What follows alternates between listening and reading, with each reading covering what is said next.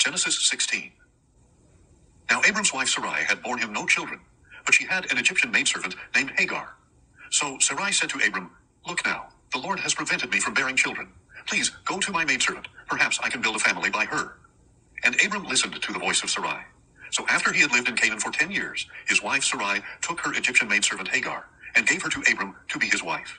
And he slept with Hagar, and she conceived. But when Hagar realized that she was pregnant, she began to despise her mistress. Then Sarai said to Abram, "May the wrong done to me be upon you. I delivered my servant into your arms, and ever since she saw that she was pregnant, she has treated me with contempt. May the Lord judge between you and me."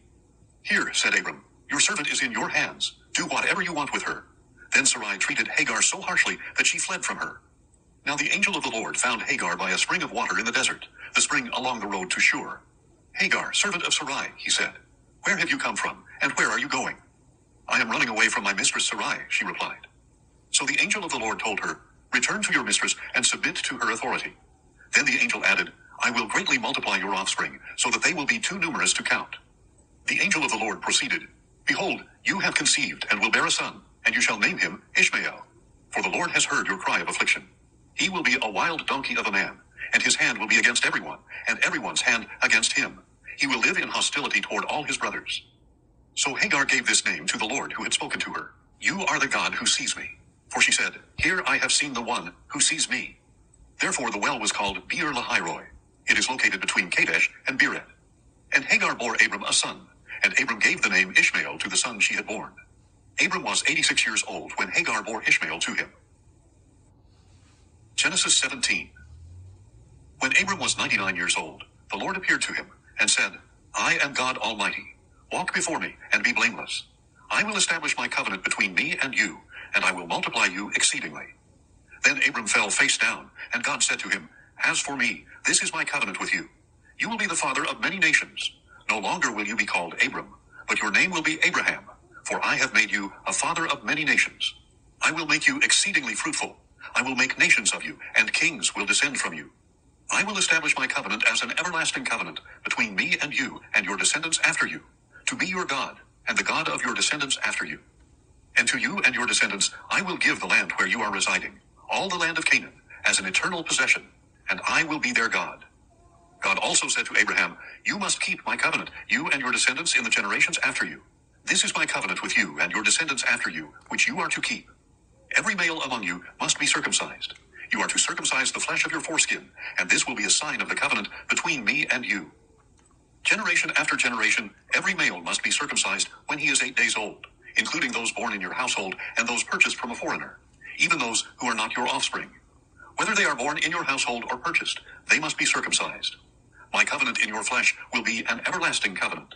But if any male is not circumcised, he will be cut off from his people. He has broken my covenant."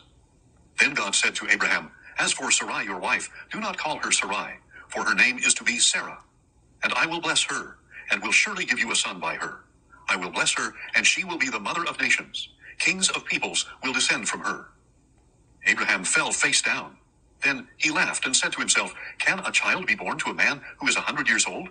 Can Sarah give birth at the age of 90? And Abraham said to God, "Oh, that Ishmael might live under your blessing." But God replied, "Your wife Sarah will indeed bear you a son, and you are to name him Isaac.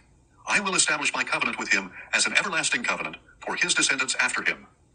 As for Ishmael, I have heard you, and I will surely bless him. I will make him fruitful and multiply him greatly. He will become the father of 12 rulers, and I will make him into a great nation. But I will establish my covenant with Isaac, whom Sarah will bear to you at this time next year." When he had finished speaking with Abraham, God went up from him. On that very day, Abraham took his son Ishmael, and all those born in his household or purchased with his money, every male among the members of Abraham's household, and he circumcised them, just as God had told him. So Abraham was 99 years old when he was circumcised, and his son Ishmael was 13.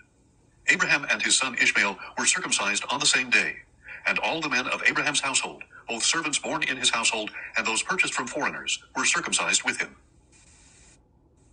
Genesis 18. Then the Lord appeared to Abraham by the oaks of Mamre in the heat of the day, while he was sitting at the entrance of his tent. And Abraham looked up and saw 3 men standing nearby. When he saw them, he ran from the entrance of his tent to meet them and bowed low to the ground. "My Lord," said Abraham, "if I have found favor in your sight, please do not pass your servant by. Let a little water be brought, that you may wash your feet and rest yourselves under the tree. And I will bring a bit of bread, so that you may refresh yourselves. This is why you have passed your servant's way. After that, you may continue on your way. Yes, they replied, you may do as you have said. So Abraham hurried into the tent and said to Sarah, quick, prepare 3 seahs of fine flour, knead it and bake some bread.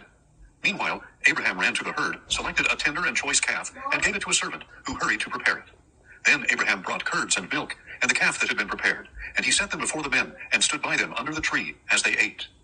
Where is your wife Sarah? They asked. There, in the tent, he replied. Then the Lord said, I will surely return to you at this time next year, and your wife Sarah will have a son. Now Sarah was behind him, listening at the entrance to the tent. And Abraham and Sarah were already old and well along in years. Sarah had passed the age of childbearing. So she laughed to herself, saying, After I am worn out and my master is old, will I now have this pleasure?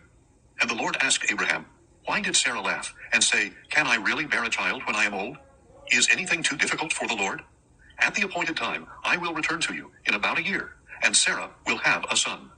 But Sarah was afraid, so she denied it and said, I did not laugh. No, replied the Lord, but you did laugh. When the men got up to leave, they looked out over Sodom, and Abraham walked along with them to see them off. And the Lord said, Shall I hide from Abraham what I am about to do? Abraham will surely become a great and powerful nation, and through him all the nations of the earth will be blessed. For I have chosen him, so that he will command his children and his household after him, to keep the way of the Lord by doing what is right and just, in order that the Lord may bring upon Abraham what he has promised. Then the Lord said, The outcry against Sodom and Gomorrah is great. Because their sin is so grievous, I will go down to see if their actions fully justify the outcry that has reached me. If not, I will find out. And the 2 men turned away and went toward Sodom, but Abraham remained standing before the Lord. Abraham stepped forward and said, Will you really sweep away the righteous with the wicked? What if there are 50 righteous ones in the city? Will you really sweep it away and not spare the place for the sake of the 50 righteous ones who are there? Far be it from you to do such a thing, to kill the righteous with the wicked, so that the righteous and the wicked are treated alike. Far be it from you. Will not the judge of all the earth do what is right? So the Lord replied, If I find 50 righteous ones within the city of Sodom, on their account I will spare the whole place. Then Abraham answered, Now that I have ventured to speak to the Lord, though I am but dust and ashes, suppose the 50 righteous ones lack 5. Will you destroy the whole city for the lack of 5? He replied, If I find 45 there, I will not destroy it. Once again Abraham spoke to the Lord, Suppose 40 are found there. He answered, On account of the 40, I will not do it. Then Abraham said, May the Lord not be angry, but let me speak further. Suppose 30 are found there. He replied, If I find 30 there, I will not do it. And Abraham said, Now that I have ventured to speak to the Lord, suppose 20 are found there.